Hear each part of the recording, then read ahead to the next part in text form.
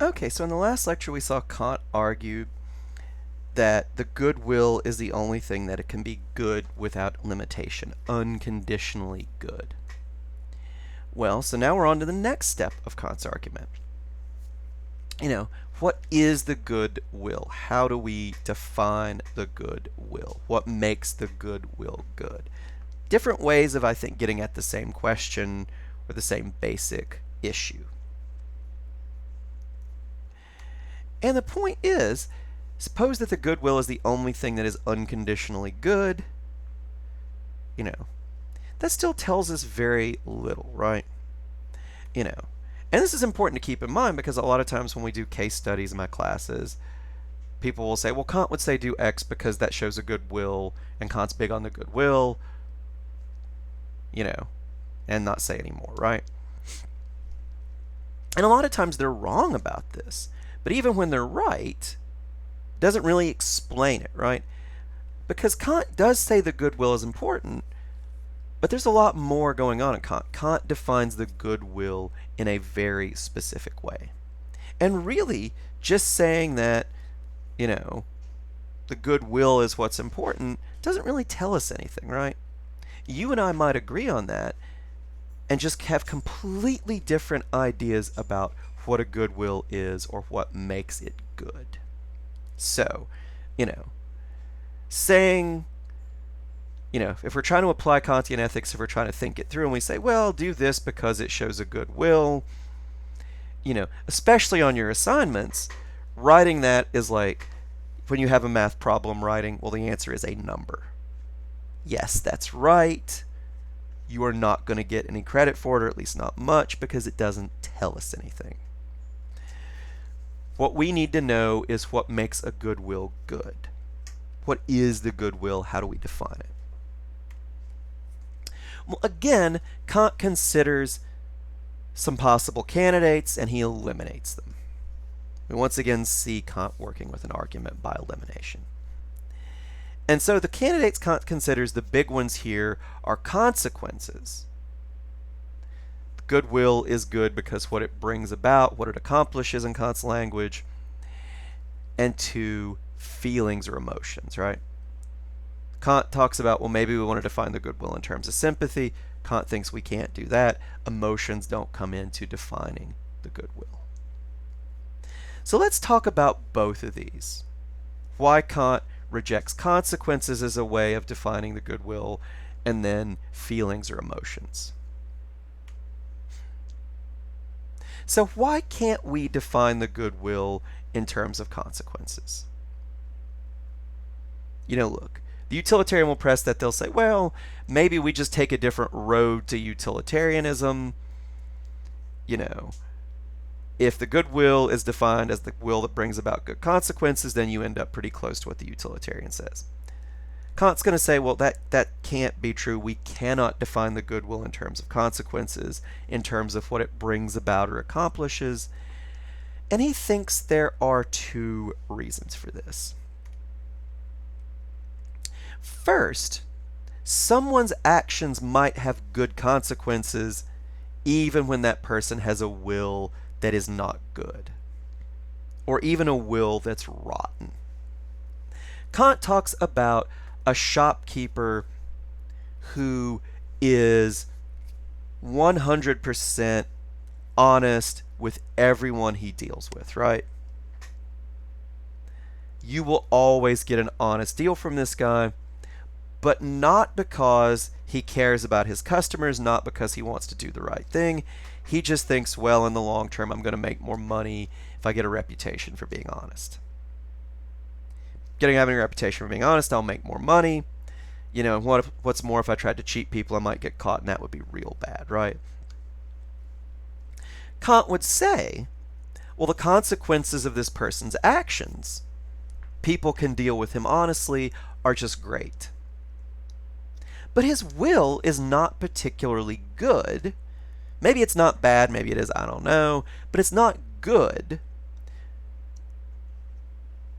Contrast him with somebody who treats his customers fairly because he cares about his customers and cares about honesty. That is a different kind of person.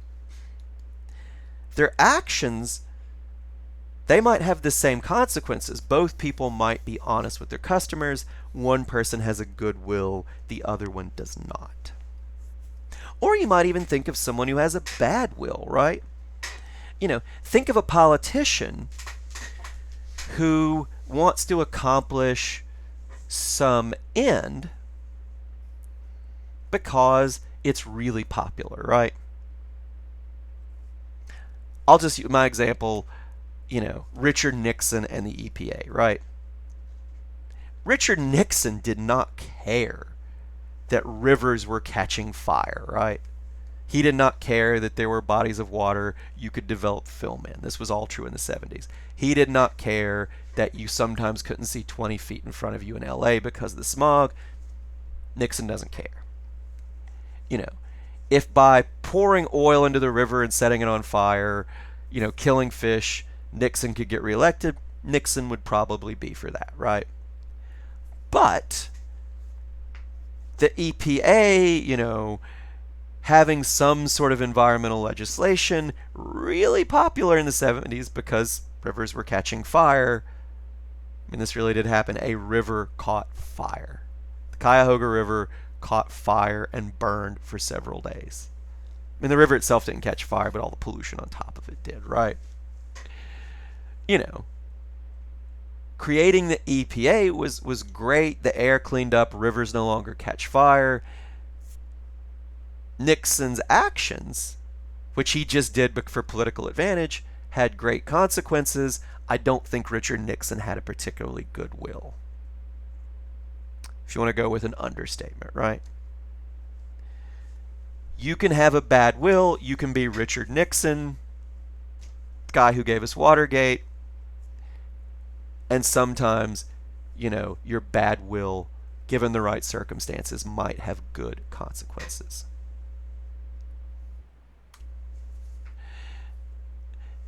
But second, and maybe even more importantly, Kant says a good will is still good. We still admire it. We still think it's good, even when acting from a good will doesn't have good consequences. Think about my example of Klaus von Stauffenberg, right? Him trying to kill Hitler did not have good consequences. It got a lot of political prisoners killed. It did not end the war. It did not shorten the war. Nonetheless, most of us, when we read about von Stauffenberg, admire him. We think it was good, even if because of bad luck, his goodwill did not bring about good consequences. Same goes for Hans and Sophie Scholl. They passed out these pamphlets in Munich letting people know about the Holocaust. They were executed for it. They don't seem to have made any real difference in the Holocaust. They didn't stop any of the death camps. Consequences of what they did were not good. They got killed. Nonetheless, we still, I would think most of us admire Hans and Sophie Scholl, right? Their good wills did not bring about good consequences. Nonetheless, we still find them valuable. And if that is true, Kant will say, then bad will might have good consequences, good will might not be able to bring about good consequences, and we still think the good will is good. If those are true, then Kant will say we cannot define the good will in terms of the consequences it produces. So Kant will say what makes a good will good must be something internal to the person and not the effects that the good will or its actions have in the world. Okay, fine and good. And I think Kant's argument is pretty solid here. But what about defining the good will in terms of feeling the right emotions? You feel the right way. You feel sympathy for suffering people. You feel outrage at injustice. Isn't feeling the right emotion internal to the person? Doesn't that meet the criteria that consequences don't?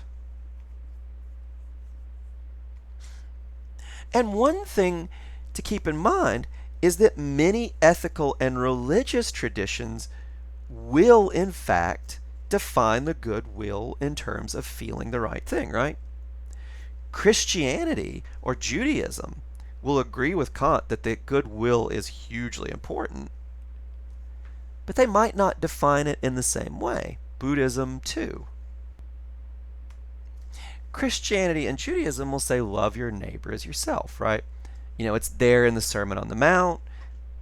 It's also in Leviticus. Love your neighbor as yourself, right? The goodwill loves its neighbor as itself. Buddhism, and I'm a little, don't know quite as much about Buddhism, but as I understand it, it says we should cultivate compassion. That's one of the most important traits, one of the things that defines the good person. And as we will see, for Aristotle, feeling the right thing is hugely important. Why not then define the good will as a will that feels what it should?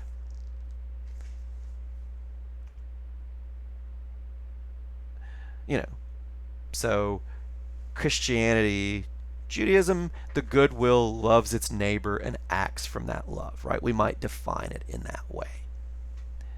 Or Buddhism, the good will feels compassion in the face of suffering and acts from that compassion. Kant rejects this, but why? He talks about somebody who feels sympathy for the suffering of others, and he just says, well, that's not the goodwill, moving right along. He really doesn't give a great argument for rejecting this possibility. At this point, Kant's argument from elimination is not all that great. But I do think you can reconstruct, you can give Kant a better argument than you see in the groundwork. A lot of this is implicit in the groundwork, but even more of it you see in Kant's other works. Kant wrote a lot on ethics. There's the Metaphysics of Morals, there's lectures on ethics, and the Religion Within the Limits of Reason Alone. Those are all really important. I'm not having you guys read those. Those would take multiple semesters. You don't have the time, right? But I think if you kind of look in those other works, you can pull in things that Kant kind of assumes here that if you make clear, give him a better argument. Now, the big thing here is the control condition. The control condition says we are only responsible in a moral sense for what we can control. If something is outside of our control, Kant will say we can't be praised, we can't be blamed for it. Now, in the current context, the way this applies is what makes the goodwill good must be something that is in our control. It must be something that we can actually will or choose to do, right? Kant will say, just think about the meaning of the word will, right? If you can't will it, if you can't choose to do it, it can't be what defines a good will, right?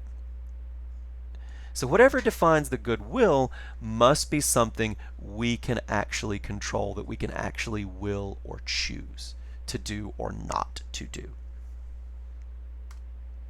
And so Kant will say, what emotions we feel are not in our control in that way. We cannot just will what we should feel. I'll give you guys an example. So when I was younger, I think I was like 13 or 14. Not super young, but much younger than I am now. And my grandmother, my dad's mom, got me this present for Christmas, and it was this jacket, right? And I hated it. It was like shiny. It had a weird fur collar. Not only did I hate it, not only would I just hate the way it looked. If you wore this jacket to my high school, very rednecky high school I went to, if you wore this jacket there, it would be like having a flashing red sign over your head following you at all times. Please beat me up, right? I hated this jacket. I hated it. I open the present, I see this jacket, I hate it. Not only do I hate it, I don't feel grateful for it. I feel actually kind of annoyed at my grandmother for buying it. Because I told her what I wanted, and this jacket was not it. And if she couldn't give me what I actually asked for, she'd at least write me a check, right? That's what I'm thinking. I'm a snotty little kid. You know, I don't feel gratitude for it, right? But even at the time, I knew on some level I should feel grateful. You know, for whatever reason, I mean, she spent a fair amount of money on this apparently. She probably looked for this a long time. I don't know where else you would find a jacket that looked like this. She spent money on it. She spent a lot of time looking for it. It's the thought that counts. I should feel grateful. I should not feel annoyed at this gift, right? I know this. Even 13 or 14-year-old me knows this. But I can't make myself feel grateful for a gift I hate, right? Even today, if I got that thing, I couldn't just be like, okay, I should feel grateful. Willing myself to feel grateful and feeling grateful, right? If you hate your Christmas present, you can't will yourself to like it. You can't even will yourself to be grateful, right? That might be what you should feel, you think, but you can't just feel something because you think you should, right? Or I'll give you another example. There was this guy I went to grad school with, and I won't give his name because, well, that would be wrong, and also he's a lawyer and he's pretty litigious, so if he came across this, he'd probably sue me, right? But this guy was just had a personality like nails on a blackboard. Just awful, right? Just one of the most annoying, unpleasant human beings I've ever been around in my life. And one of the things this dude did, somehow he was put in charge of the philosophy department library, which he acted as though he were the king of this one little space, right? He would shush you in the library. He would, sit at the one computer all day, just generally be a jerk. And one day this guy, I forget exactly what he did, I think he was yelling at us for talking in the library. Like, the library was pretty small. There wasn't anybody else trying to study. He's talking to us like we're children. It's very annoying. And he steps out for a second. And I hate this guy. I hate his guts, right? And part of me knows I probably shouldn't hate him as much as I do. But I can't be like, okay, you shouldn't hate Randy as much as you do. We'll just call him Randy. Calm down, right? I can't do that. I can't flip a switch and be like, well, part of your dislike of this guy is irrational. Now, what can I do in both of these cases, right? I cannot define the goodwill in terms of feeling the right thing because I cannot choose what to feel. Well, Kant will say what we can do is we can always do our duty, right? When Grandma gives us a gift we hate, we can plaster a smile on our face and say, oh, thank you, that was really thoughtful. We can do that, right? I might dislike this guy, but, when he leaves to go to the bathroom, I might be tempted to say, hide his backpack in the closet where he can't find it, and then leave because that would be funny. I can choose not to do that, right? I can't choose to be grateful for a gift I hate. I can't choose to suddenly not dislike someone I dislike, but I can do my duty. I can thank my grandmother for the gift. I can avoid hiding this guy's backpack in a petty prank. As a matter of fact, we did not avoid hiding his backpack in a petty prank. I wasn't the one who hid it, but one of us did, and, we probably shouldn't have.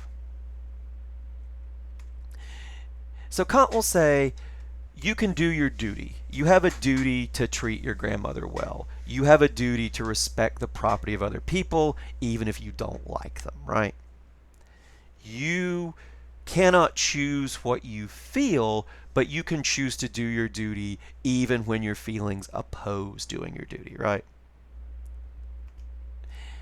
Because you can choose to do your duty, Kant will say the goodwill is one that acts from the motive of duty.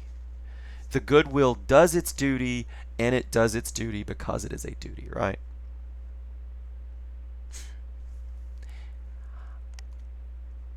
I am somewhat more skeptical about this stretch of Kant's argument. Why? Well, I'm just not so sure that he's right to say that we can't control what we feel.